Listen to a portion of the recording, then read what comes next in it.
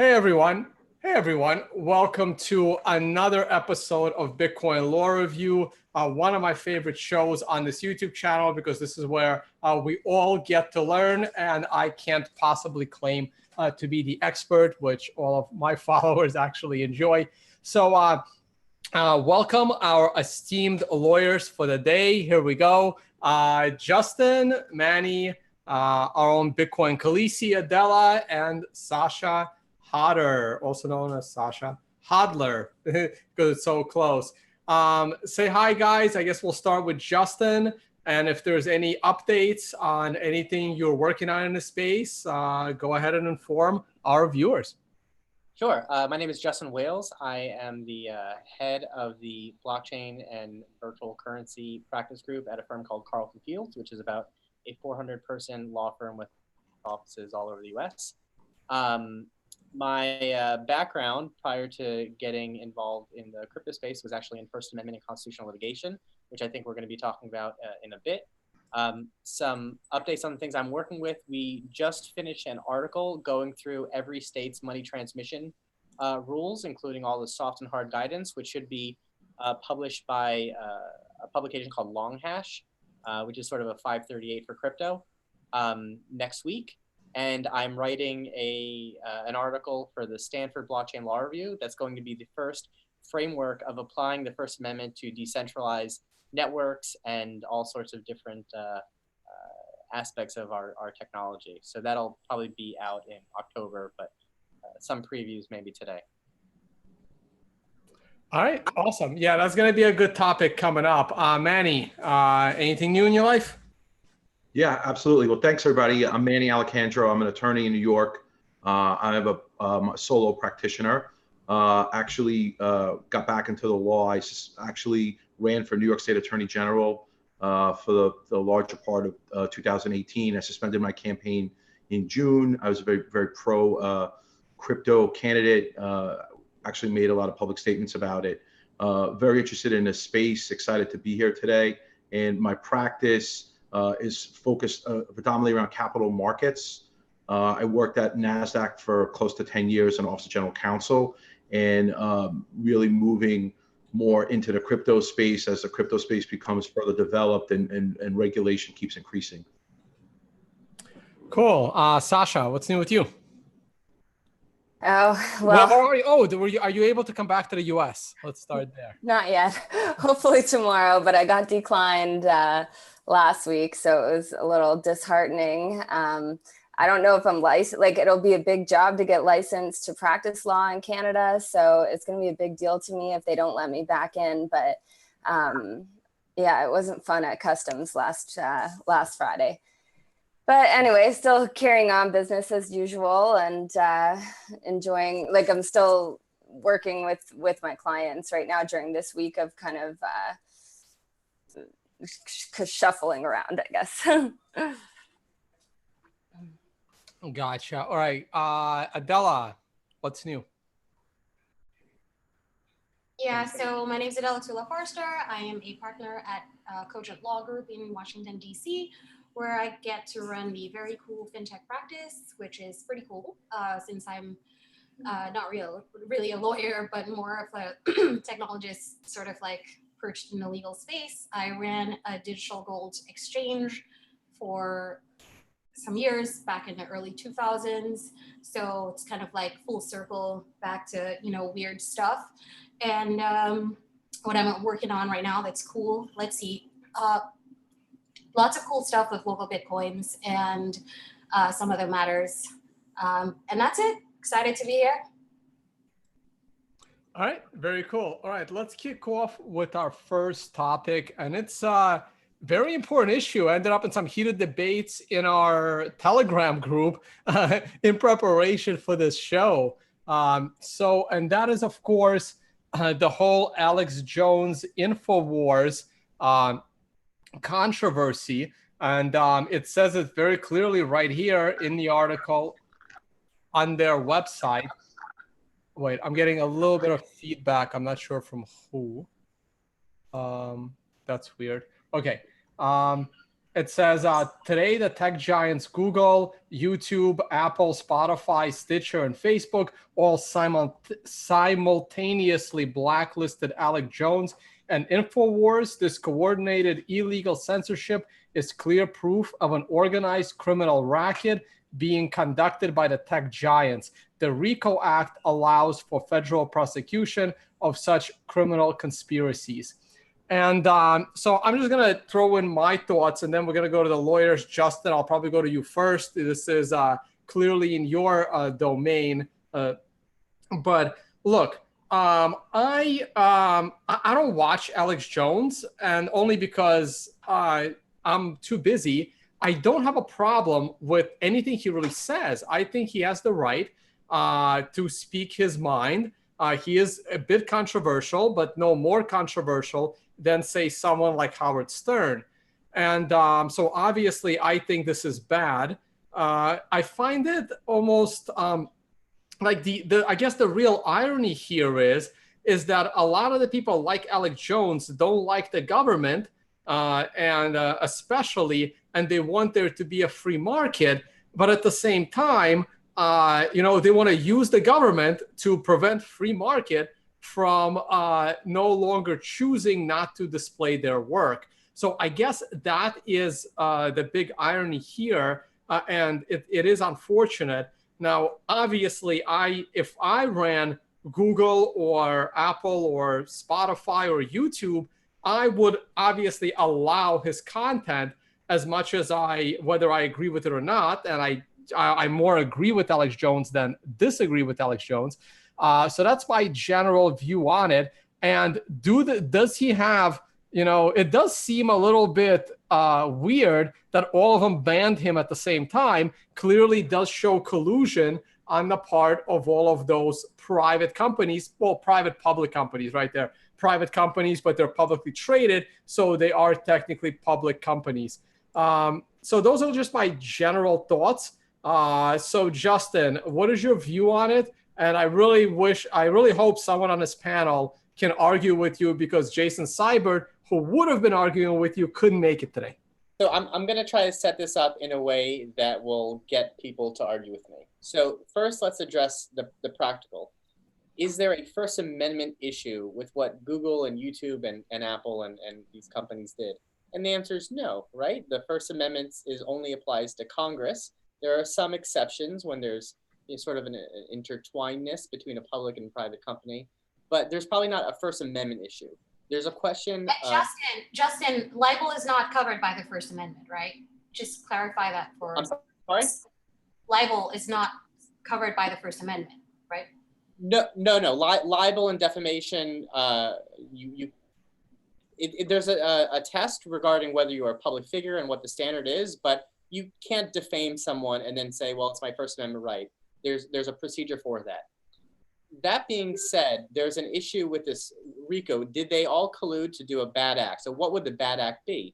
Potentially, it's an antitrust violation, right? Because arguably, InfoWars is a competitor of YouTube or Google because it's an information sharing platform. This is one of the things that maybe a lawyer would argue. And therefore, by colluding to basically put Alex Jones and InfoWars out of business or to hurt their business and collude against them, maybe there's some liability. But that's sort of a boring question. What I think the better question is, and one that I like to debate, is Google and YouTube and Facebook.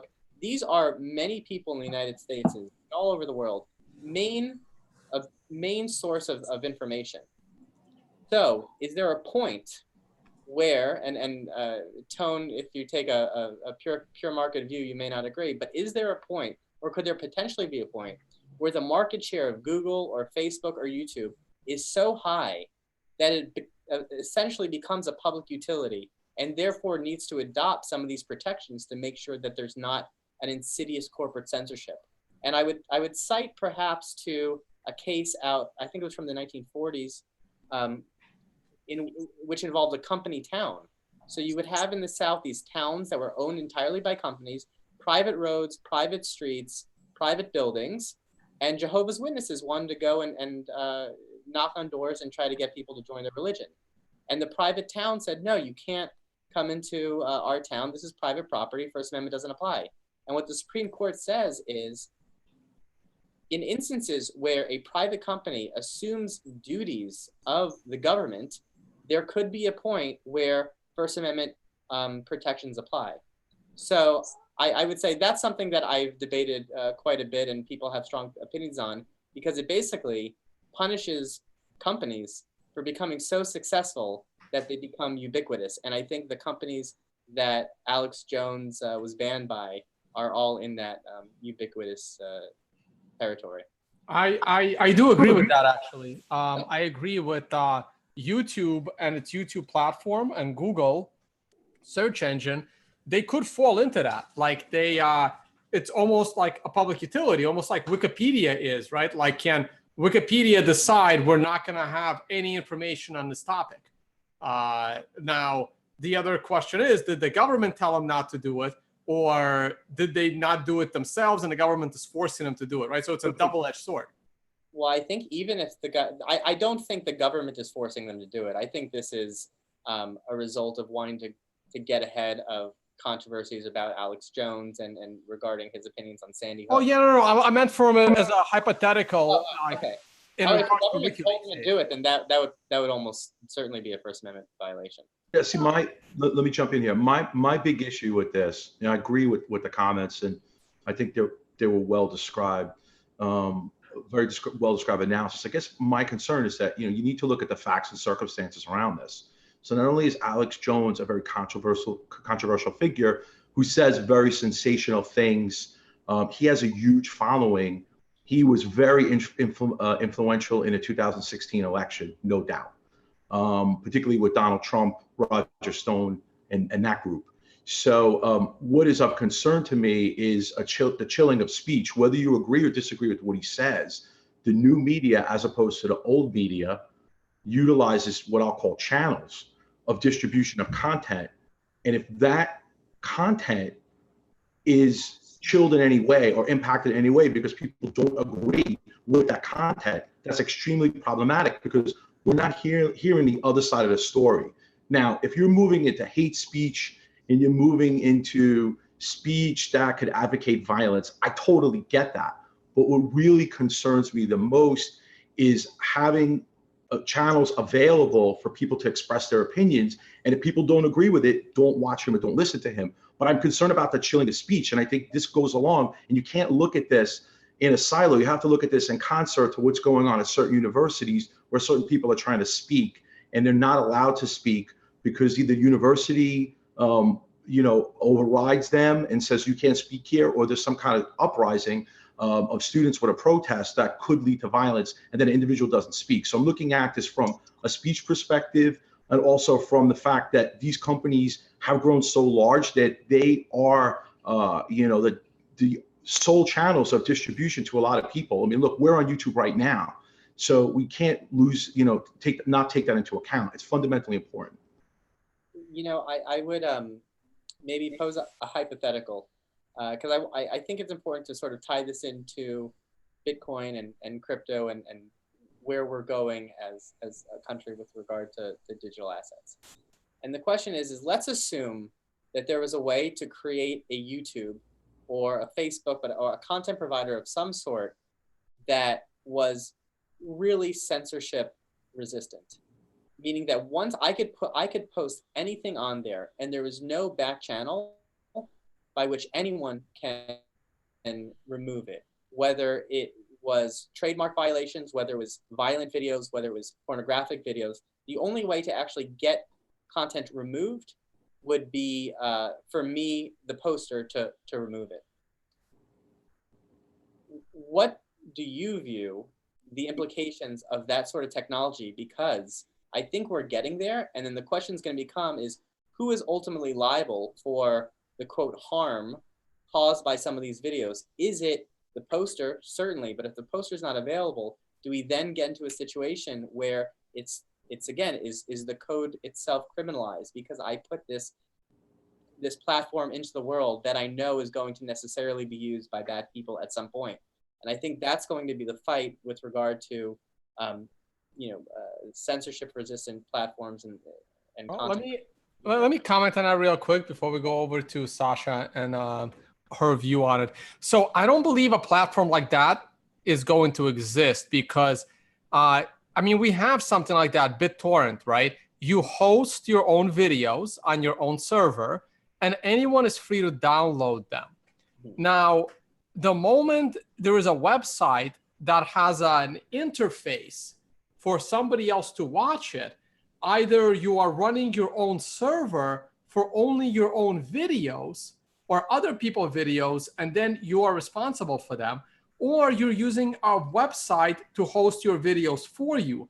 And if you're using a website to host your videos for you, whether it's Google, which is at the top of the food chain, or something that only hosts things from 5 different people, then whoever the admin of that website is going to be ultimately responsible for that content. Like in the case of, I'm going to go back to Ross Ulbricht and Silk Road. The admin ultimately becomes responsible if it's a criminal situation. So I don't foresee a decentralized platform anytime soon, because the moment you interface with the public, it's not decentralized anymore. So that's going to be an issue on that. And my question is, what is hate speech? And this is at the core of Alex Jones and his followers' argument, is that hate speech is whatever somebody decides. There's no clear definition. And hate speech seems to, like the definition of hate speech is just continuously growing over time. And that's his biggest problem with their reasoning for banning him. I don't know if I would agree that the definition of hate speech has evolved. I think it's the definition of harm. So it's been sort of a bedrock tenet of, at least in the United States, the First Amendment, that hate speech is protected speech. It's protected expression. So I can go and protest outside of a military funeral with a sign that says "God hates fags," and thank God for dead soldiers. And even though that is hateful and I am trying to harm you, that is protected. And the Supreme Court said that. There are instances where burning a cross is protected. There are instances where marching in a Jewish neighborhood, the Nazis marching in Skopje, a Jewish neighborhood, is protected. But what we've done is, because we can't stop the speech, we've started defining the effects of the speech a little differently. And now the effects of the speech are defined as being harmful. So it used to be that I couldn't provoke a physical attack on someone using my words, and that's not protected by the First Amendment. And now, and you're seeing this really develop in college campuses and by sort of the generation that came up after me, they view the emotional effect of speech as itself harmful. And because that harm is now equated to a physical harm, they're looking for ways to ban it. And thankfully, the people who are on the Supreme Court, for better or worse, are sort of a generation or two ahead of us, and they don't subscribe to that view. But it really would not surprise me if we don't, sort of constantly make the effort to educating people about the value of differing opinions and even hated opinions. If 20, 30, 40 years from now, the Supreme Court is reconstituted, so as a lot of the things that are protected now are no longer protected. Yeah, I just want to point out real quick that like half the things we used to say to each other on schoolyards when I was 15 or 16 in Brooklyn, we can't say that anymore. It would end very badly. And maybe that's a good thing also. I mean, we all said pretty bad things that I'm sure we all regret. So maybe the fact that our society has evolved to the point where we're no longer thinking in those terms is a good thing. But the government certainly shouldn't be telling anyone how to think or how to speak. So this is especially difficult for like a libertarian to kind of go through, right? Because here's what I think. I think right after Noah Posner's parents filed that defamation claim against Jones, that's when he started getting kicked off of platforms. Now, I don't know if it were sort of more like a domino effect or collusion. I always try to err from, collusion and go like, okay, maybe it was just a domino effect, right? And I wonder, of course, what those companies would have advised, what the lawyers, the GCs, and the legal teams would have advised their clients, who were hosting his content or, showcasing or airing or whatever. What really nobody's really talking about is the Streisand effect. Is this gonna just amplify Alex Jones's voice or It not? already is. It already is. Well, but listen, remember Milo? Like, where is Milo Yiannopoulos? He just kind of disappeared into, into twilight. This morning, I think InfoWars was the #1 downloaded app in the App Store and on the Android store. So I think, his people are going to support him and follow him, and he'll probably file some sort of suit. But I think a lot of people today know who Alex Jones is who didn't know who he was last week. So, but think about this: if there wasn't an app, right? What would be his channel of distribution of his message to his listeners? That's my concern, right? Is that fortunately there's alternative channels for people to communicate and get their message out. Whether I agree or disagree, I think people should be free to say what they think and to think about what they say. I'm concerned that we don't like what people say and we don't like how they say it, and we're concerned about that, and we're chilling their speech, and all that's doing is inciting a base, potentially getting people angry. But fortunately, there are alternative distribution routes. My concern is, what is YouTube's liability in this in terms of they are the gatekeepers. So all of these, information portals, these lanes I was describing earlier, what's their level of liability and how much do they control things? How much should they control things? If someone puts up a video of me without my permission on YouTube, it's not very easy to get that video removed. YouTube can't play it both ways, right? They can't be agnostic and like, hey, you have to contact the person who uploaded it. They have some pseudonym. I have no idea who they are. Alternatively, if somebody else puts up a video that they don't like, they have no problem taking it down. I mean, they can't have it both ways, as far as I'm concerned. Well, oh, was Sasha gonna say something? Oh, go ahead, Adela. Oh, yeah, I was gonna say that, it doesn't matter. Ultimately, we have to be careful because we're talking about censorship, everybody's going blue in the face and blah, blah, blah. But Facebook can define hate speech to be whatever they want it to be. They are a private company, and, the government should not intervene. If you want to be so anti-government and then, appeal to government to help you, solve this issue, like, are you actually following your own sort of directives and advice? No, you're not. But what I'm concerned about is that, as a user of Facebook, I'm worried that whatever anti-bullying sort of thing that they apply would be very difficult to kind of adjudicate and almost impossible to define, right? It's really hard because I'm a libertarian, so I always try to look at things from a libertarian point of view. So can I make a radical First Amendment argument that I don't necessarily completely buy into, but just for the sake of conversation? So you say, well, Facebook's a private company and Google's a private company, but they're not. They're public companies that went public with the imprimatur of the U.S. government. They enjoy all sorts of statuses as a company, a public company, that are not enjoyed by other types of companies. They have perpetual life. They have tax benefits. These benefits are granted them by the U.S. government. So I ask, is there not an argument to be made that these private companies should abide by some constitutional rights? And maybe before we answer, we can look at anti-discrimination laws, which are applicable to private companies. I think that we likely, because the government is no longer really restricting speech. There's like ag laws and some things like that, but censorship is happening at a corporate level. So is there a point where there needs to be some level of protection for the people enjoying these platforms?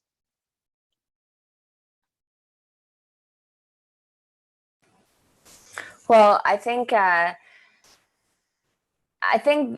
they deplatformed him, and they are in their rights to do that because they're private companies. Everyone that uses YouTube or Facebook has to sign the terms of use. But what you're saying is, are they extensions of the government? And therefore, if they are, then should these platforms be considered like a public forum or some type of more open, like a utility, as you described? And I think that is probably true because these are such monopolies. Like WhatsApp was bought for, was it 20 million or 20 billion by, I think, Facebook, and Google controls the algorithm. So you know, InfoWars, even though he has another platform to get his message out, if he were to be, you know, pushed down on that algorithm so no one could search for him on Google, you know, they'd have to go download some other search engine. And it just becomes, it's very hard to get information out there if some giant like Google doesn't want it out there.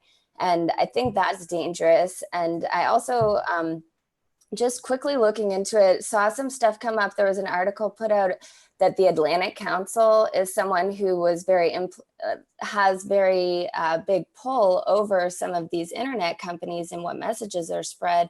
And then if you dig into who are the decision makers there, there's former CIA agents, there's a lot of government agents. So if they're the ones giving the directions and these public companies who are making tons of money and don't want to rock the boat for free speech, you know, if they comply, then it gets pretty hard. And then I was also considering, Justin, your point from when you were on a few weeks ago, you talked a lot against David Silver about the 1996 communications, what was it, the Publication Decency Act.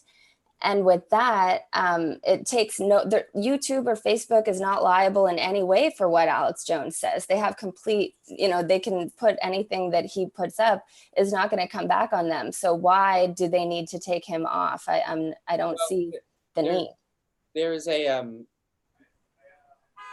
some like preemption issues, so it arguably does not apply. There's like a split in some of the circuits, but that immunity arguably does not apply to federal criminal acts. So, you know, to the extent that he is actually harassing, and because he's using sort of an intrastate mode of harassment, maybe there's some federal liability that you could, you know, you can sort of like make up for YouTube. But no, there's no actual liability on YouTube probably for what he's saying. But what they want to do is they want to make a statement with this. I mean, the real difficulty with justifying the Alex Jones ban is that there are hundreds and thousands of other videos and users on Facebook who are saying the same type of thing, and it becomes like a whack-a-mole. So what you do is you say, well, this is the biggest voice on there, let's make a statement, but they're not going to be policing this in any way that's not arbitrary or capricious, to use a, you know, a legal phrase.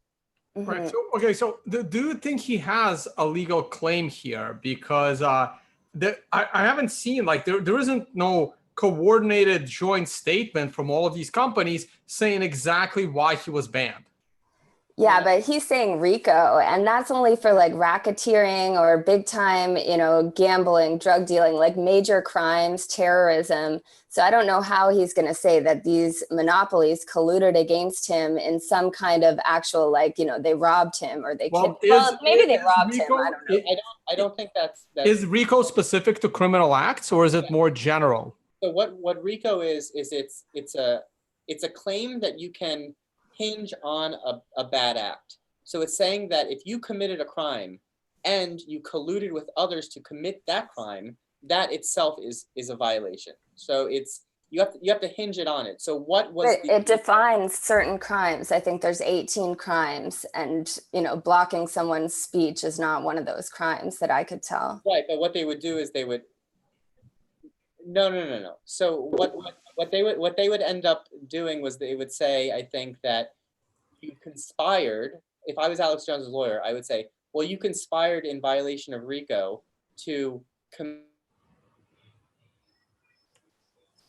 Oh, did we lose him? Yeah, I think he just froze.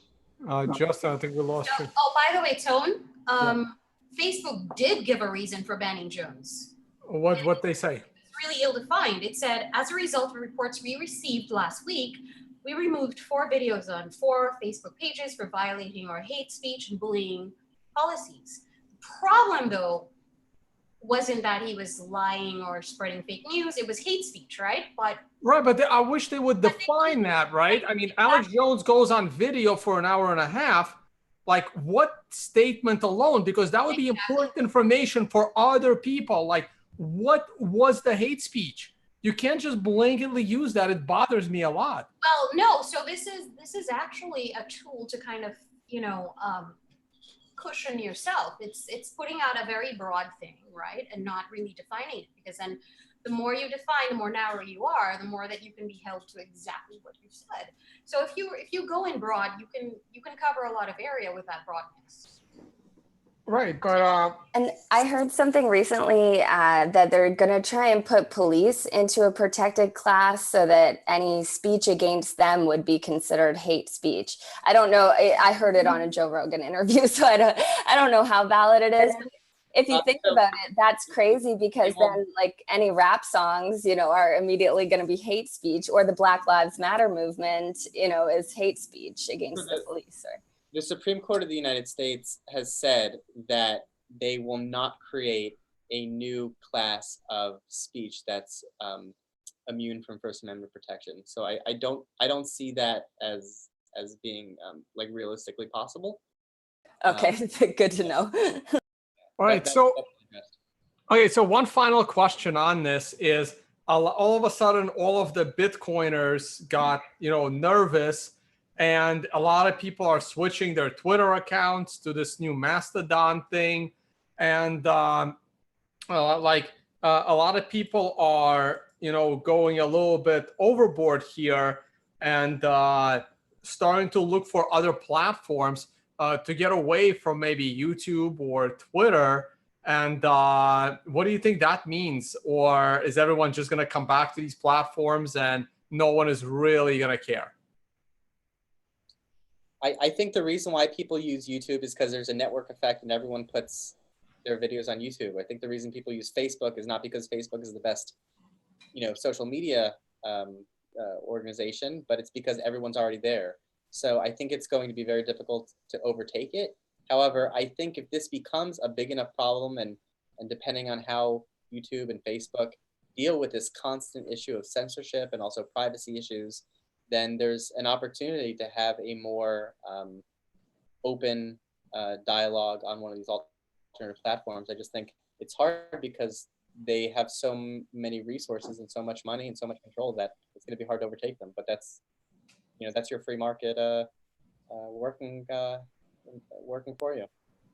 And then, but also to go on that Mastodon, I started signing up for it last night. I didn't finish. I ended up getting sidetracked, but you have to go on a website called bitcoinhackers.com. And I was thinking in my head, with crossing the border and getting this visa tomorrow, I'm like, I don't know if I want to click on any hacker website. It's just the name of it, but it's kind of, I don't know. I looked at it. I think it got 1,000 users in the first 24 hours. Which is not a lot. No, it's really not.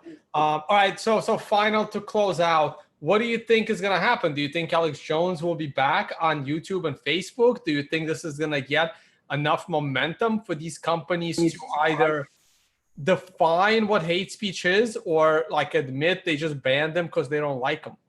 Well, here's where it gets a little interesting, is that YouTube says they don't want hate speech on. However, by banning Alex Jones, they made this into a national news story. So what are they going to do when now they're the Young Turks and whatever the equivalent on the other side starts reporting on this, or us reporting on it now? And during the reporting, we are basically propelling the hate speech, right? We're giving him a larger platform. Do they now go and try to get every video of Alex Jones talking about him being banned off YouTube as well? I think he'll be on YouTube in some capacity. Maybe it won't be Alex Jones' channel, or maybe it won't be InfoWars, but you can't just make an idea go away. And this is something that we've learned on the press side and we've learned on the First Amendment side, and we're now learning it with the internet as well. Well, he said things like, Alex has said things like, if you're listening to this, you are the resistance. So he's really popular with a lot of people that want to feel like they're a part of something that's very avant-garde and, anti-authoritarian. I get it. I'm certainly an anti-authoritarian in a lot of ways, right? But the thing is, silencing hate is just not the same thing as stamping it out. Hate, or speech, right? And whether he's here to stay or not I think is just to be seen, because I thought Milo Yiannopoulos was going to be around for a while, and he's just really disappeared. So who knows? Yeah, I always think, there's populist sentiment on both sides. And if you look at what Kathy Griffin did when she posted a picture with a fake, beheaded Donald Trump. That effectively killed her career. Although she's trying to come back now, I'm not sure she'll ever be where she was. But at the same time, I agree with what the comments made. I mean, Alex Jones has such a big following. I think he'll wind up back on YouTube. I'm not quite sure, to what extent or in what way. But I think, again, it's the network effect of the InfoWars and Alex Jones followers, that there's so many of them and they have so much power in the aggregate that they themselves, will not ignore this and put pressure, whatever that pressure will come from, on these big channels of the disseminators of information I mentioned, to afford, alternative points of view to be disseminated and displayed. Yeah, and I remember when Stefan Molyneux got removed from YouTube and all of his videos. It's like 1,000 videos or something he had. And all of his followers started complaining, and they brought him, like within a week, YouTube restored all of his videos. Then there was that girl that went in and shot up YouTube after they took her videos off a couple months ago. Oh, I don't remember this. Yeah, I saw that one. All right, guys, I think it's time to move on. I was waiting for David Silver to come in and shine in on this, but maybe he'll join us a little bit later. So our next story is U.S. Chair of House Judiciary Committee discloses ownership of cryptocurrency. So the news back in June kind of slipped under my radar, that back in June it was announced that a congressman will need to declare how much cryptocurrency they are holding. And one congressman in particular caught the eye of a lot of us. I was accidentally showing this earlier. So this is Robert, how do you pronounce that last name? Goodlett? Oh, there is Silver. Damn, just showed up. So this is Congressman Robert William Goodlett. I'm not sure how to pronounce that. And I hope this is a public document because I don't want to get this YouTube channel banned. It is. Okay, excellent. And he has disclosed that he is holding Bitcoin, Bitcoin Cash, and Ethereum, and is holding between 15,000 and 50,000 Bitcoin. Sorry, not Bitcoin, dollars worth of Bitcoin. And I did not know this law came in. And you can also see from this document all of his other holdings. Now, his son, I believe, is an early investor in Coinbase as well. So, I mean, people in his family did get involved in the crypto space, which is probably why he's holding some crypto to begin with. This is actually good. This goes a long way for transparency, so we can see what assets and what stocks and what companies our congressmen are invested in. I'm curious if this also applies to the Senate or only Congress. Does anybody know? I don't know, but it scared me that only 1 out of 435 of them hold any Bitcoin. It's possible that only one admitted that they hold anything. But yeah, I'm assuming that they kind of have to fill this out or they don't want to lose their careers. I think on the next time around, there'll be more. But so what do you guys think of this? And I think this is a great law. I think there should be even more disclosure from other government agents or government employees as to what, privately held assets they hold, because that can influence their policies. I think this applies both to the House and the Senate. I actually think this is tremendous and tremendously important. So, within the last week, a congressman from upstate, Chris Collins, was indicted on insider trading. So it's very, very important that now, as trading in digital assets increases, that holdings and positions in digital assets are disclosed as well. Particularly because these individuals have access to a ton of information. They affect legislation.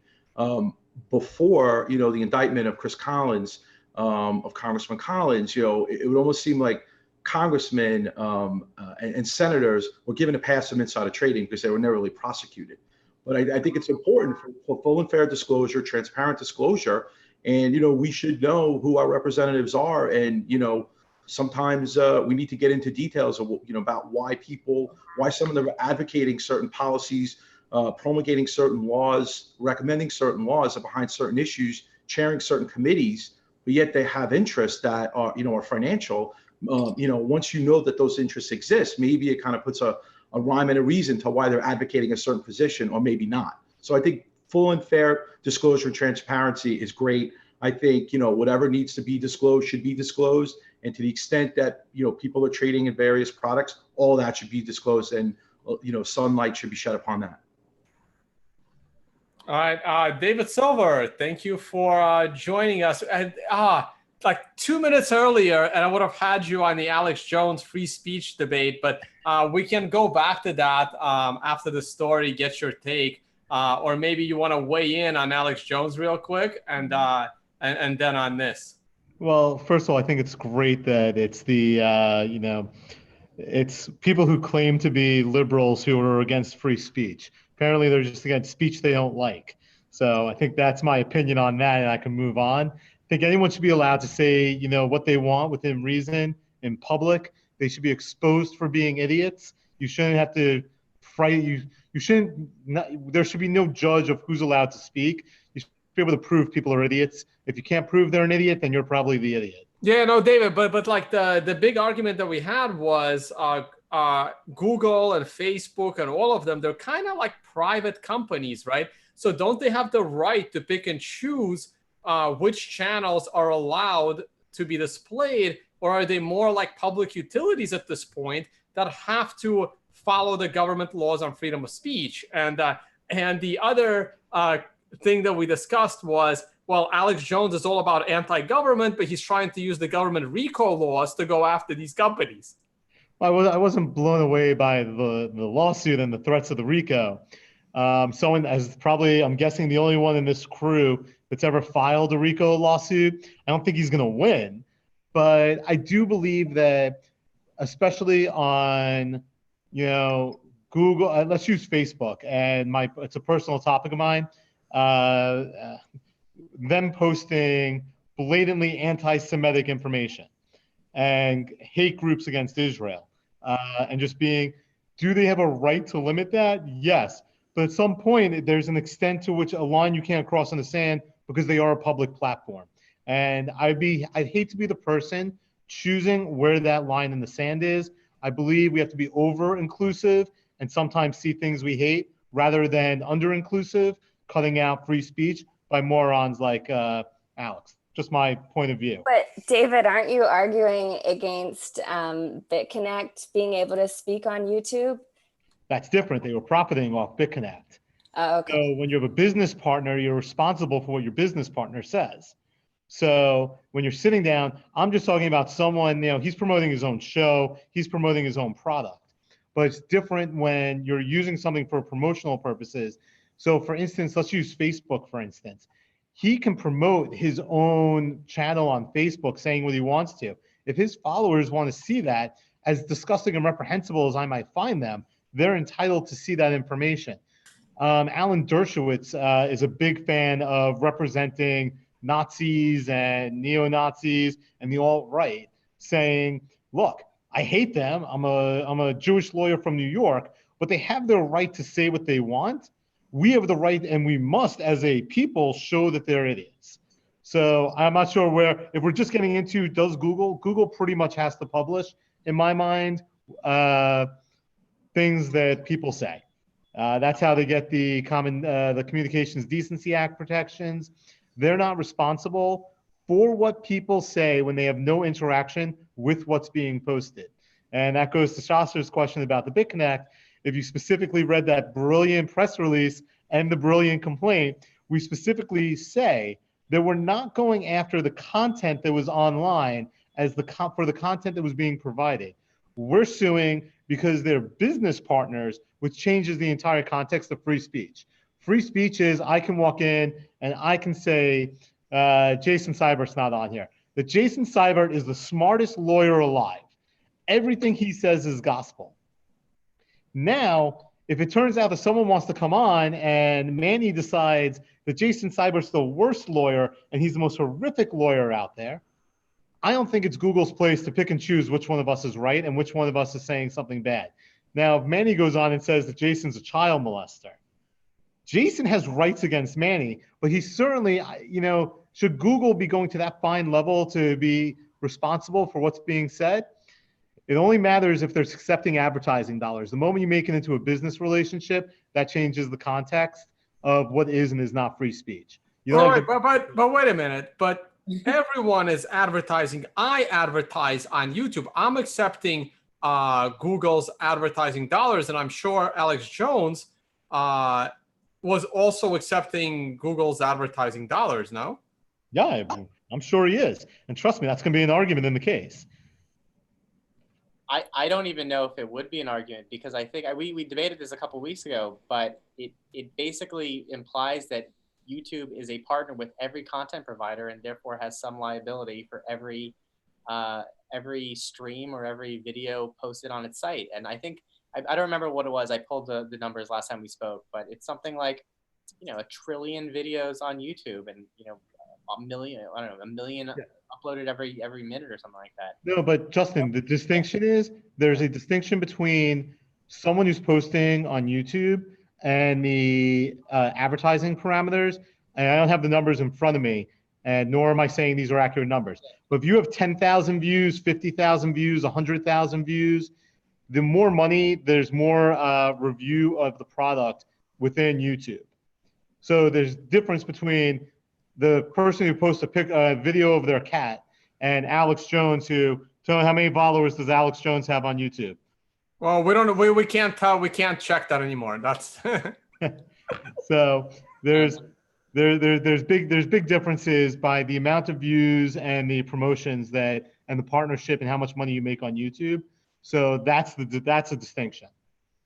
Oh, they're saying by the way, my YouTube commenters are saying that Alex Jones wasn't monetizing with YouTube. If that's true, then that's probably not going to make a material difference in the case. And yeah. So any final thoughts on this, or we will continue with our senators disclosing their Bitcoin and Ethereum holdings, apparently. And guys, I actually have to take off, but thanks for having me. Yeah. All right, Justin. Thanks so much for sticking around. Bye, Justin. Bye. Thank you. Manny, great upgrade on the camera. You look like you lost 30 pounds. Thank you. Yeah, no, the microphone is also fixed. This is excellent. Has a slimming effect as well. Thank you. There you go. If I knew if I got a better camera, it'd take off 20 pounds. All right, so we can probably move on to a more interesting story, but I really like the fact that our politicians are being held accountable to their private investments. And I would love to see the same thing from, regulators, SEC, CFTC, and some of the others to see what private investments they're holding, because it could influence their, law enforcement and policy statements. So I think Manny nailed it. Congress, anyone in Congress, by the way, Congress is the House and the Senate. So it's both have to file the financial disclosures. I believe if you're working for the SEC, if you're a professional, you have certain financial disclosures. It may not be public like public servants, but they all have to disclose. So I think this is a good thing. I'm all for it. Everyone should have to say what they have. I just wrapped up teaching a class where a bunch of first-year law students, I pitched disclosures and getting rid of anonymous. And the two guys who had ICOs, they were aghast that we were talking about making cryptocurrencies more public and disclosure requirements. Yeah. Any other thoughts on this, Sasha, Adela? I was just looking at when I was shocked that only one of them held any crypto, and I thought maybe I was wondering what the overall population's holding of crypto would be in comparison, and all I could find online was this thing that was done in February, which, I mean, the sentiment's probably a lot different from February 2018 to today, but it was saying that roughly 8% of Americans held any type of crypto asset, and it was a poll of 2,000 people, and that was compared to 52% of Americans that held some stocks in their portfolio. So a pretty big difference. And then it seems like with this population, we're at less than 1% holding any. And I don't like that none of them hold it, because they're the ones, in charge of making the rules on it. Right, but so we want them to hold Bitcoin, but I personally do not want them holding Ethereum. So it's a bit of a double-edged sword here. I'd be surprised if the 8% number was true. I mean, I just don't think that. Yeah. I mean, that sounds a little too high for me to believe. I'm not surprised it's only one in Congress. They're a select minority. They're not a diversified investment. Most of them have their money held in blind trusts. Hard to get crypto into a blind trust. So there's a variety of reasons. I'm guessing that this is more because of his son and who his son was than him actually being an investor in cryptocurrencies. And I know for a fact that it's not true that there's only one of them that hold crypto for a fact. But as David was saying, and I hope I don't get shot in my sleep tonight or something, but as David was saying, there are so many ways to obfuscate and just mar what you actually really own that I would, and lots of these guys are lawyers, man. So I wouldn't be surprised if, through just, sophisticated corporate structuring or whatever, that was indeed something that was, discoverable if someone were to take the appropriate steps. And you want to bet this guy held it at Coinbase, which is why he disclosed it? Exactly. Probably. Yeah, I'm pretty sure. I think even though we did cover an article, a Bloomberg article that interviewed a member of the Justice Department, that's like their cryptocurrency expert, and she said that like people grossly overestimate how anonymous Bitcoin is right now, and it's possible that some of those congressmen may overestimate the anonymity of Bitcoin. Ironically, if they think that the Russian hackers use Bitcoin, you may want to be careful in that if you do hold Bitcoin and you have to disclose it to keep your job as a congressman, it may not be as anonymous as you think if someone really wants to look. But I don't know how enthusiastic some of the departments that Congress oversees are interested in looking at the crypto that the congressman may or may not hold. Well, I just think that, and I go back to what I did today. I was shocked at there were 6 speakers besides myself, and 4 of them were so against regulation that all they want is autonomous, anonymous. But these were also the same idiots that were saying that there's still such a thing as a pre-network utility token. So as soon as they told me there was such a thing as a pre-network utility token, I already lost the level of respect. Then when they went into that this needs to be autonomous, anonymous, you can't regulate. If you start regulating, it's all going to go overseas. America's going to be the worst. Venezuela's going to be the best. There's just a mentality where they're not recognizing, look, we have the best. I remember Bruce Fenton got really mad at me when I said this. We live in the most regulated securities asset market in the world, in the history of mankind. This is as good as it's ever been. And not everyone left America because things are heavily regulated. We're going to figure out a way. We're going to do it better. We're going to do it well. And we're still going to be a pretty cool place to live. Yeah, people underestimate how important regulated financial markets are. Like the US financial markets are still head and shoulders above the rest, and because they're regulated and structured. Yeah. I mean, take the hedge funds. They're located in the Caymans, offshore tax shelters. There's lots of things. I mean, didn't Apple, and I could be completely wrong, but wasn't Apple like technically in Dublin, Ireland or something? Yeah, they still are. That's still a big controversy. Yeah, I mean, there's still the presence. There's still, there are a lot of ways companies are trying to go outside the U.S. and the U.S. is still around, and we're still, kicking and screaming, despite whether you politically support the current administration or not. The Wall Street is still humming along right now. So I do believe regulation is necessary. It's happening. And there's no reason it shouldn't, especially for investment purposes. That's the whole point. These exchanges where they don't use best practices, those are just illegal price manipulation. If I can send an order into an exchange right now and an insider at the exchange can buy my Bitcoin for $1 and sell it instantaneously to someone else for $1.20. I mean, these things, regulations are needed. Where's Restis when I need him for him to talk about the rules on this one? Yeah, no, he might be back next week. Hey, does anyone have any time constraints? Because we have 2 more topics, and if someone is leaving, it'll help me decide which one is next. I actually want to say something because one of in the live chat, I'm following the live chat, yeah? And That's always a bad idea. No. This guy's called D's Nuts. Of course, that's great. Yeah, I see him. So, no, I just want to kind of correct something he said. He said Coinbase doesn't just report 20K plus. Coinbase reports 20 cents plus. So, I just want to tell him that no, anything over $3,000, they have to keep a record of it. Everything over $10,000, they have to report it. And 20 cents plus, the only sort of reporting that they're doing is a suspicious activity report, right?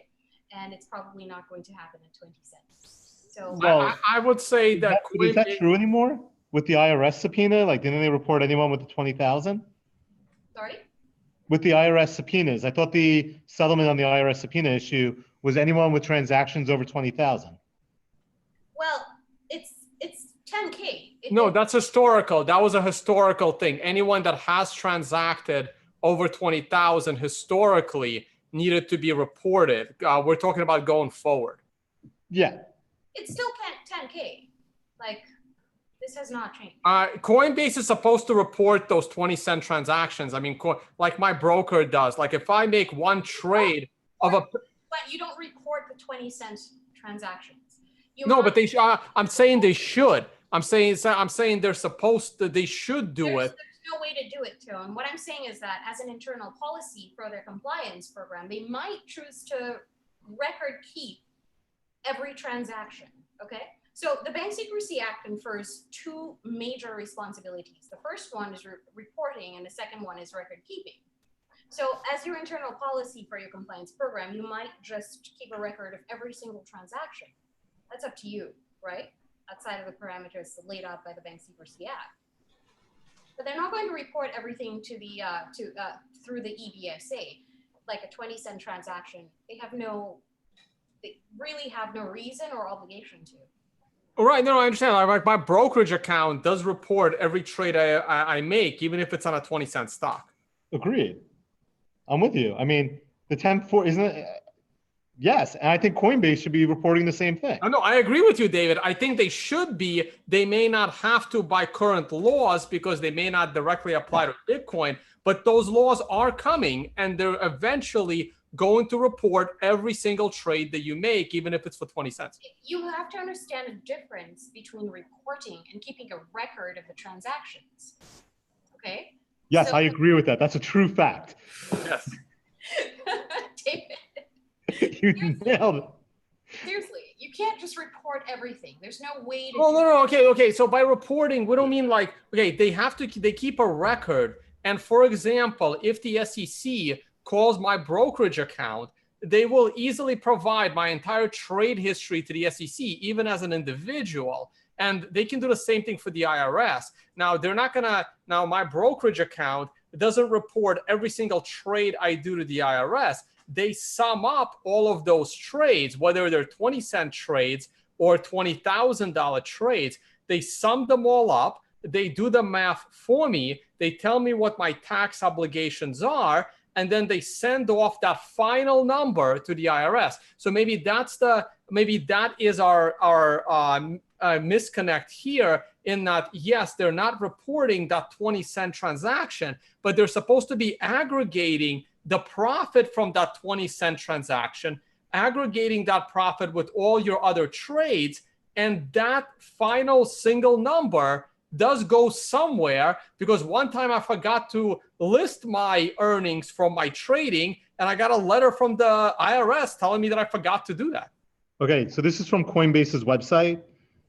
Coinbase files a 1099-K for qualifying customers with sales transactions whose total value is equal to or greater than $20,000 during the calendar year. So you're completely right. They don't report the 20-cent transactions, but they have to record keep everything to see the aggregated value, and that's who they're reporting on now. So it's like almost like I said, right? I just said you're completely right. This is like talking to my wife. This is like talking to my wife. You are completely correct. Awesome. All right. Let's take a look at FinCen. So unfortunately, Drew Hinkes wasn't able to join us for the show. He attended a speech by a FinCen representative, Kenneth Blanco. That's the director of FinCen. And so he was there in person, and they put out, I guess, the full-length statement. I just saw it this morning, have not had a chance to read it. Adela, money transmission is your domain. Did you get a chance to skim this or maybe read it? I know it just came out. Yeah, I skimmed through it. There's nothing really new here that we don't really know though. I mean, what I'm more concerned is that there's no real sort of like guidance or anything for decentralized exchanges, right? But there's nothing new here. I don't know. They're literally putting out something that says, "Hi, we're not really doing our job like we're supposed to." Okay, so real quick, if possible, what are FinCen doing right now, and what do you think they should be doing? Okay, so here's the thing. If you are a money services business, okay, you have to do all these things. You have to file SARS, that is a suspicion. Can we define a money services business real quick? A money services business is a kind of business that engages itself in money transmission. So you are profiting from moving around money.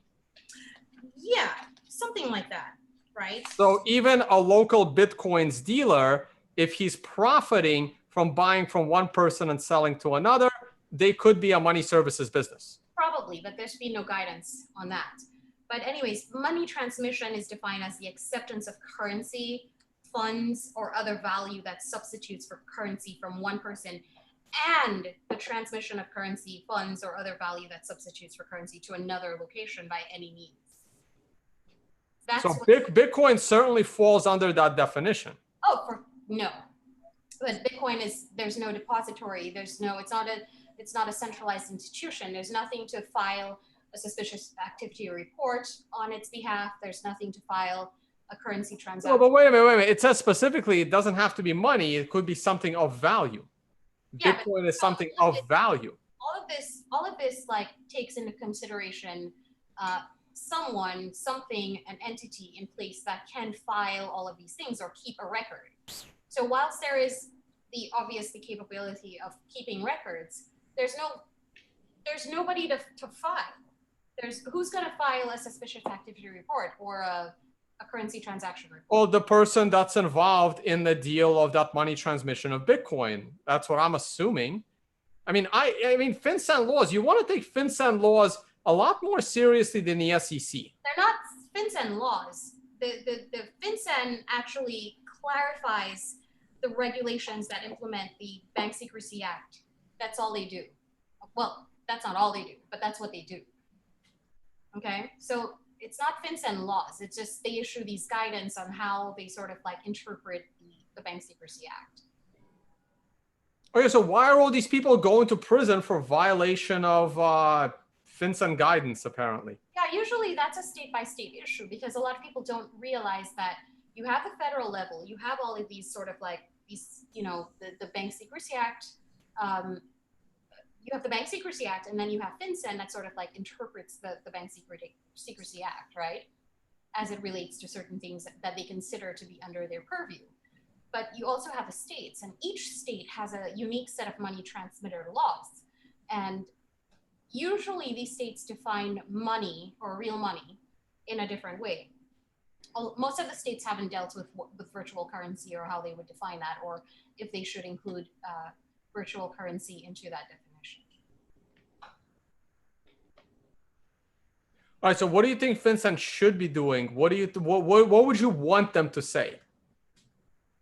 I want them to say nothing. I want them to kind of stop, go away, and do nothing. But that's bad. Like I already know multiple people that are in prison. Why is it bad?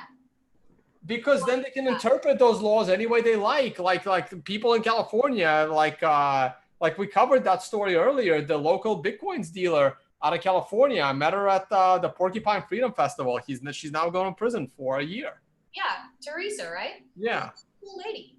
It happens, but you know, that's the thing. The states are gonna adjudicate these issues as they see fit, and there's nothing. It's not a FinCen issue at all. Like, you have to understand the difference between the federal rules and the state by state regulations.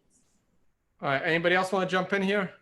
Yeah, I agree with those comments. I think that was well put. I think one of the most interesting things to me about the prepared statements was on page 3, FinCen and the IRS have examined over 30% of all registered virtual currency exchangers and administrators since 2014. So if you think about that, 30%, I mean, that's not a real high number, but yet it's not a real low number. So, you know, what does the future hold for us, right? If the next sentence says their goal is to ensure that all virtual currency money transmitters undergo regular routine compliance examinations, you know, if there's more resources dedicated to this, it seems like FinCen will work more closely with the IRS to you know, determine what's in their purview, and also, you know, do these examinations. So more regulation to come. The IRS, and actually, this thing makes me really upset because, you know, I think I say this every time I come on. You know, we sent a request for an administrative ruling to FinCen about almost a year ago, and we still haven't gotten a response.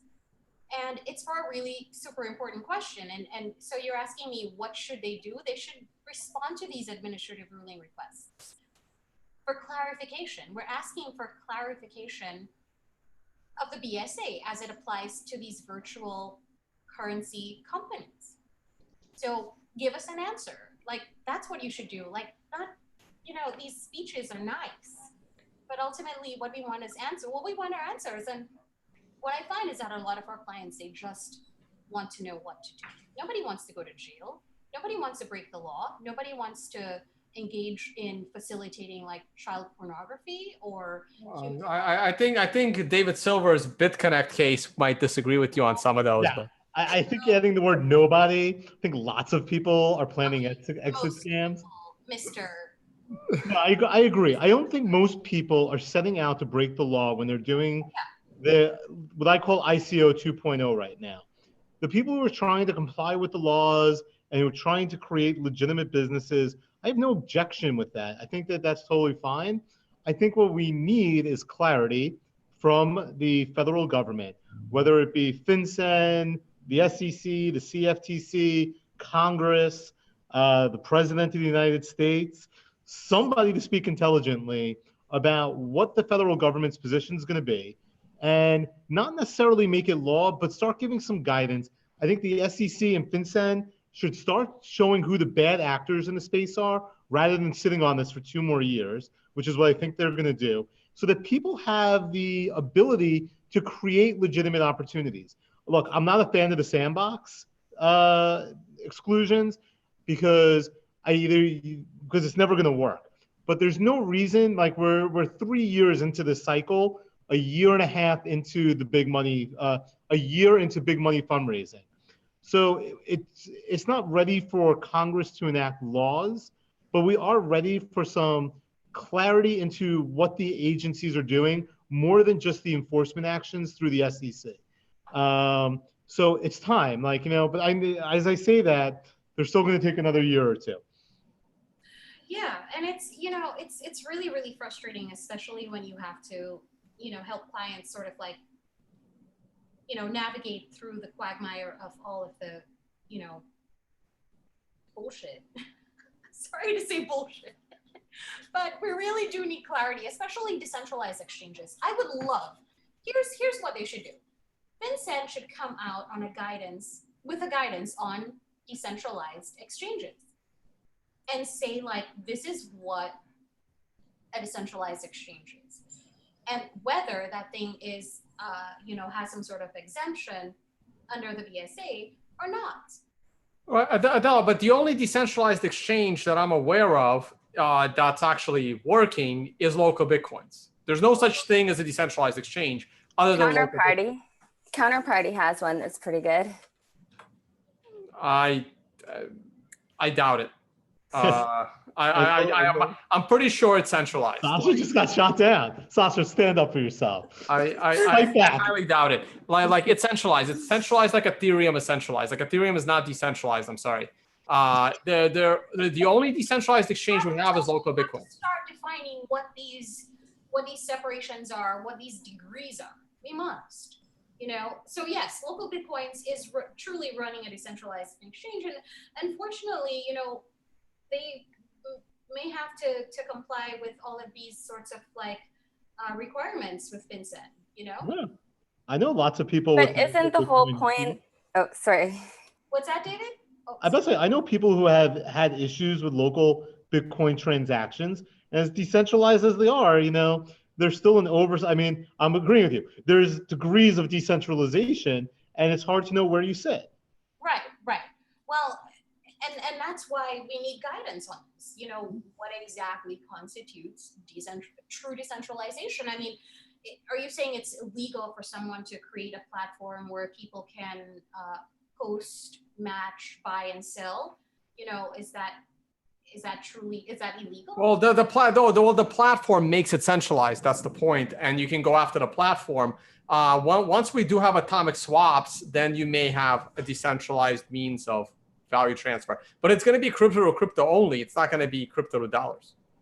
Yeah, well, once you include the fiat in there, you were already just looking at and you still need that atomic swap feature. That is, it's the only way to make it. So anyway, Sasha, you wanted to say something else on the FinCen before we move on to our final story of Bitconnect, right in David Silver's wheelhouse. Yeah, well, I agree with everything that's been said pretty much, except that Counterparty is not a decentralized exchange, because that, I think it runs on the Bitcoin blockchain. So that's a big part of what makes it decentralized. And there's no parties that run that exchange that I know of. Anyway, people can correct me if I'm wrong on that, but everyone that I talk to that's in the Counterparty community says it's fully decentralized and there's no way to monitor it too much. But on the FinCen side, so I worked with Adela a couple years back, and she actually is the one that taught me most of what I still know about FinCen. Like nothing new has come out since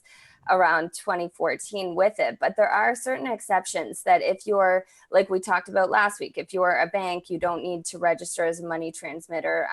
And also if you're registered with the CFTC or the SEC as a broker dealer, you don't need to apply for these state-by-state money transmission laws.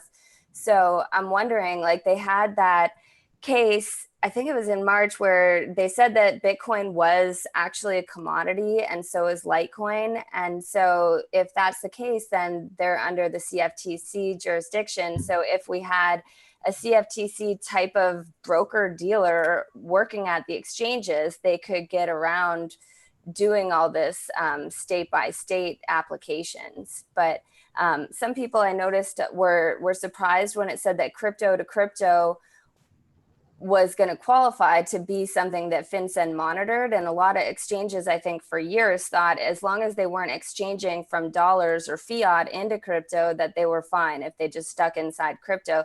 But no, FinCen has said, I think it was in as early as 2013, that any kind of virtual currency is treated like regular currency. So if you're moving from Bitcoin to Ethereum, that alone is an exchange that FinCen has a right to, to monitor. So I think the way that we need to get around this is getting these SEC broker dealer, or getting them all registered as banks, or getting this CFTC, which I think that's probably the best one to go for, to be involved. And then you don't need the state by state. There's also an exception with gift cards too, or if you're selling some kind of good. So if you could sell like a t-shirt with the crypto, you wouldn't have to register as the money transmitter. Like it's so bizarre, but there's all kinds of little caveats in here in FinCen, but it would take, it's all packed in pretty tightly. Well, all right, guys, let's jump onto our last story. This just crossed the wire this morning. And David, your Bitconnect, obsession made getting made its way into India, and it's causing some havoc in their political structure. Did you read this article? Isn't this amazing? I read like the first page, but I am fully aware. I mean, we always knew it was in India. Like, you know, the guy got abducted and the money. I mean, it's always been India, so that's not news. But I mean, look, I hope they unravel this whole thing and find the money. That'd be great for everybody. There's $1 billion missing. Who's living like a king on the $1 billion? So basically, just to sum up this Bloomberg piece, so a couple of high-profile people in India, like government-connected people, they were involved with a bunch of police officers, kidnapped 2 Bitconnect promoters in order to, get 2,000 something Bitcoin out of them based on how much they lost. Now, then one of the 2 politically connected officials, I'm getting all their names confused, man. They're all like complicated names. One of those 2 officials then turned on the other guy, kidnapping him, or allegedly, and trying to extort 200 Bitcoin from the guy with whom they kidnapped the other people, all related to Bitconnect. What do you think, David? You want to just extradite your knuckleheads from Texas over to India and let them deal with them? Yeah, this is one where it's crazy because they're all kidnapping each other because they know where the money is. So what are they doing? They're essentially doing the police work for us. Figure out who has the money. I mean, I'm just kind of going through the article. Who wrote it? I don't know, but like, I mean, I can't believe they didn't get a quote from me. When I go home tonight and I get home, I'm gonna email them and be like, "What WTF? Like, how can you not ask me about this?" Look, the people in India know where the money is. Glenn Acaro, the biggest guy in the U.S., he's about to file a response motion to dismiss in the Bitconnect case in the class action. But they're scrambling because people in India know where the $3 billion is. So if there's money to be found, this is why they're kidnapping. Wait a minute. I might have to push back on this here, right? Because once you put that money into Bitconnect, they don't realize that money is gone. Like the Bitconnect itself what was the market cap of Bitconnect? Like billions, right? 10 well, billion? Forget the market cap. They raised like 1.1 billion at present value in January of 18. So that 1.1 billion present value today is obviously half to less than half. But that's still 500 million. Let's just call it $500 million right now. Yeah, but where did that? But can't you guys follow the trail? Like doesn't all that Bitcoin end up in Craig Grant's account eventually? I wish. No. So far the tracing stops with the wallets in India, and everything went off the. Oh, so wait. So the Bitconnect promoters in India, the Bitcoin stayed in India. Well, no. To break off 2 words there. Don't confuse the promoters with the guys who actually own Bitconnect. Oh, I'm sorry, my bad. The article did point out that one of the co-founders was an Indian guy. That's what I'm saying. The co-founders are all Indian. Wait, all? I thought Craig Grant was the co-founder, or he's just a knucklehead that they got to promote this scam in the U.S. Yeah, you're confusing the promoters in the U.S. with the guys who started this in India. Oh wait, so Craig Grant didn't he wasn't one of the founders. He was just like a guy. He was just a patsy. I don't like to call him a patsy. He was a promoter.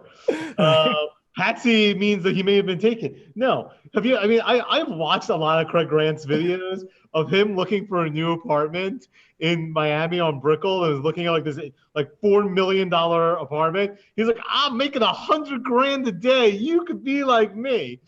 I mean, and now he claims to have only made like a couple of grand. Now, so the promoters in the U.S. and the promoters outside the U.S. are very different than the founders. I haven't read the article, but I'm assuming the article is talking about the founders are kidnapping each other, looking for the money because they know the founders have the money. Oh, okay. So all of the founders are actually in India. I can't say all. I just yelled at someone else for that. I'd say most. Okay, and do you have an estimate of how many founders you believe there are? I do not. Okay, ballpark. Like Satoshi, they're all mysterious. All right, I see. But this article does name at least one of them, and he is certainly Indian. Yes. Okay, so I haven't read the article. I am relying on you for accurately representing. Got it. Okay, so it's safe to say that there's more than one founder, and more than one of them are almost certainly Indian. Yeah, that's been because this is an article talking about, I'm assuming, some of the old stuff that we're sitting there and there was like a wife and a girlfriend got kidnapped. This isn't the first kidnapping related incident. Wow. So okay, yeah. So this case is getting more and more interesting, man. It's interesting. So what does your lawsuit against Bitconnect, does it extend to that kind of jurisdiction over in India, or it's strictly the U.S. side of things? So it would if we were able to identify and serve the founders. To date, we haven't been able to do that. Gotcha. All right. So yeah, it's no different. It's no different than Tezos and the Brightmans putting, Tezos in Switzerland. The business was done here and the investors are here. Most of the money came out of, a lot of the money came out of the US and the UAE and some of the Arab Emirate countries. So it is what it is. Yeah, well, speaking of Tezos, unfortunately, Bill Restus can't join us today. We'll probably bring this back.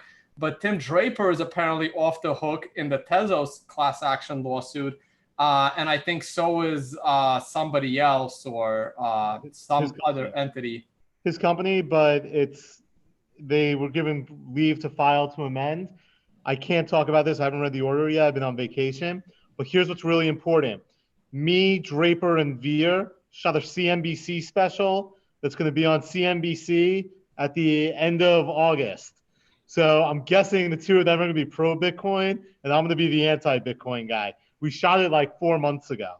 Oh, wow. Yeah, it's amazing how long those things take and what they get to. So, yeah, so we will cover, so brush up on your Tezos knowledge because we're going to bring this up next week when Bill Restus comes back to the show. Hopefully, okay, my wife is emailing me. I'm running late. Goodbye, everybody. Sorry, all right, you gotta go. Let's finish. Bye, David. Bye, David. Thanks again for joining. All right, guys. Final thoughts on this whole BitConnect situation in India of all of them kidnapping each other, and it looks like a lot of them have government connections. Oh, yeah. I wanted to jump in, right? I mean, this is clearly fascinating and pretty amazing news. But at the same time, getting back to what we were saying earlier about having effective regulation.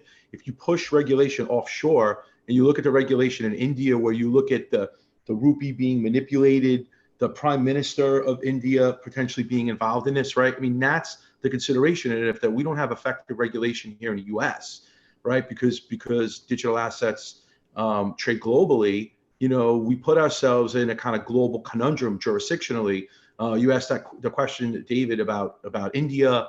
It's a jurisdictional question, right? So, that really goes towards, from my perspective, having effective regulation, having more transparency, having a better open dialogue with the regulators, and laying out, clearer rules. To the extent regulation is pushed offshore, I think you'll see more and more of this, where you would have potentially a safe haven in a country that either is corrupt, doesn't have the controls in place, or doesn't have the proper guidance. People will find shelter in that country or jurisdiction, but interact with U.S. investors, and then we're in the conundrum that we're in now. So not to bang the drum again of effective regulation, but I think at the core of this situation, it talks to me about effective regulation, and also about our governmental agencies working cooperatively with international regulators as well. To the extent those regulators aren't trustworthy or they don't have the right programs in place, it puts us in a bad situation.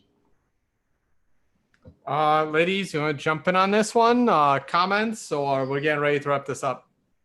Yeah, it was interesting. It was the cops kidnapping them. And I think the same article said that those same cops are like now being indicted. So just so you know, people want big, like people want, it's just easy for people to get corrupt around Bitcoin, which I guess is bullish for Bitcoin because they all think it's going to go up in value over the long run, and that's why everyone wants it. And you know, without the security of having our money in banks or other, you know, agencies, I guess we all kind of have to figure out over time what we're going to do for security, you know, protection so that you don't get kidnapped. Because if it goes up to, you know, the prices that people are anticipating, like, you know, 100,000 in 2020 or something like that, you know, I think the risk is going to keep getting bigger and bigger for these type of kidnappings.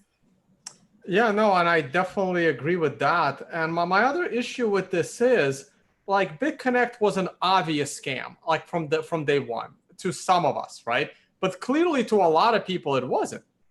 We can argue whether those people are just stupid or those people knew it was a scam and, you know, promoted it to others anyway. And where do you draw the line? Like, to me, the line almost stops under Bitcoin. But other than Bitcoin, you can almost assume they're all scams. And that's why I'm pushing for this. Like, the sooner governments can recognize the fact that Bitcoin itself is not a scam, but something like Ethereum is, or there's many others that are worse than Ethereum, though I can debate them that Ethereum has enabled all of them to exist. Like the sooner people realize it, and this is why people are really upset that India banned all crypto, including Bitcoin. Well, that happens because people aren't educating people, you know, the policymakers in India that Bitcoin itself is not a scam. That's why they're all kidnapping each other to get the Bitcoin, but everything else is a scam. So if you can eliminate or enforce on the scam side of things, you won't have to do something stupid like ban or try to ban Bitcoin. And I think we have the same problem in this country as well, with the SEC not doing anything about the ICOs, allowing all of these scams to run wild. And then they're all going to say it's crypto's fault, including Bitcoin, instead of understanding that ICOs are illegal securities. And then there's Bitcoin. So you want the regulators to do more? I want them to have an understanding of what it is. Yes, I always wanted them to do more. I wanted them to, you know, put an end to Ethereum in 2015 for being an unlicensed, unregistered security. Wow, you sound like a communist, Joe. I know, apparently. I'm just saying. But I actually want to go back to something that we talked about when we were talking about the FinCen stuff. It's really important to understand that when you are considered or you know, could be considered an MSB, a money services business, you know, you are a type of financial institution. And that in itself conveys a lot of responsibility in the United States, including reporting, record keeping, you know, you have to file suspicious activity reports and all of that stuff. It also makes you the custodian of like a lot of personal information for people, PII. So we're not really talking about this very much, but that in itself is really, really very risky because that opens you up to the possibility as a user to, you know, hacks and bad actions. And I don't think so many people should have that responsibility. It's I mean, I feel nervous when I give when I sign up for, you know, a bank account. So anyways, just touching on the fact of your point, which was that regulators should do more. I actually think they should do less, but I think they should try to get to their goals in a more sophisticated manner, and we're not seeing that. Yeah, Adela, I completely agree about the information storage. And when we have to collect information from our clients to put on a FinCen form too, I'm always nervous of keeping that in my records or how, you know, I don't I don't know the best ways to store these things. I know there are, like, I take some precautions for it, but it's scary. And I think in Europe, it's illegal to hold clients' passport data or, you know, driver's license photos, things like that. You can't hold it, where here in America, we have to hold it and, you know, provide it over electronic submission to the government. So for 5 years, you have to hold it for 5 years. I mean, how insane is that? Just imagine having the capability to store and hold, you know, thousands and thousands and thousands and like hundreds of thousands, maybe millions of people's personal information. How crazy is that? Their social security number, their, you know, their utility bills that they use when you signed up, you know, so you have their addresses. It's insane when you actually think about it. And we're asking these exchanges to hold that information too. And if anyone looks in the Telegram chat right now, Drew just posted KuCoin's Hong Kong office. Basically, they did an investigation to it, and it looks like it's just an empty place. Like there's not nothing there. So that'll be a story we'll probably cover next week. Yeah, not surprised. Any other closing thoughts, Manny? I thought this was great discussion today. Yeah, I mean, you know, look, there's always a push and pull in terms of more or less regulation. I think at the end of the day, wherever you come out on an argument, the regulation that's out there should be clear, and it always should be, you know, interpretation from that regulatory agency if there's any ambiguity. So I think that's what's lacking, and I think to the discussions about FinCen, I mean, there's a lot of ambiguity. I mean, there's a lot of clarity, but there's also ambiguity, and instead of just kind of leaving the ambiguity out there, I think the regulatory agencies, you know, in aggregate need to buttress what's out there and make it better and tighter. I don't think that's impossible to do. We're actually talking about, you know, some recommended solutions right now, but it seems like, you know, up and until we get to that point, we have to live in this environment of ambiguity. And we also have to potentially, you know, like you said, you know, crypto in general has a bad connotation and a bad rap. And it continues to go down that direction as far as I'm concerned, because we're not, you know, promoting successes. We're only talking about bad things. And look, there's always bad actors, particularly around money. So, you know, there's bad transactions in cash. Human trafficking happens with cash. Are we banning cash? You know, nobody ever talks about that. Gambling, prostitution, all facilitated with cash payments. But, you know, we never get into that discussion, right? And I'm not advocating banning cash, but I'm saying that we need to put pressure on the regulators, from my perspective, to come up with more effective regulation. Manny, can I just congratulate you for having a good microphone? Thank you. Thank you. Yeah, I'm actually super proud of you, you know? I appreciate that. Thank you. You're welcome. Yes. All right, guys, we're going to go ahead and close out. But on that note, I would love to shill my affiliate codes, where Manny bought this microphone, right? The Movo executive microphone. And we also got him a Logitech camera. Well, we didn't get him. Manny was able to afford one himself. It's great doing a show with lawyers. But yes, so I did post all of my tech gear. It's not the best, but it's good enough for those that are also looking to do podcasting. And this stuff will do the job perfectly fine. So just wanted to throw that in there. Manny, thank you for upgrading. We're going to get a lot less complaints. Thank you. All right, guys. Thank you so much for watching. This has been another episode of Bitcoin Law Review. We'll be back next week with another group of esteemed lawyers, and we will see what the topics are next time. So this is Tone Vase signing out. You can find Manny Alejandro on Twitter, Manny_Alejandro. Bitcoin Khaleesi is also on Twitter as Bitcoin Khaleesi. And Sasha Hodler on Twitter, correct? Yeah, that's right. Perfect. All right, guys. Thank you again for watching, and see you all next week on another Bitcoin Law Review. Thanks, Tone. Thank you. Thanks, Tone. Thanks, Tone.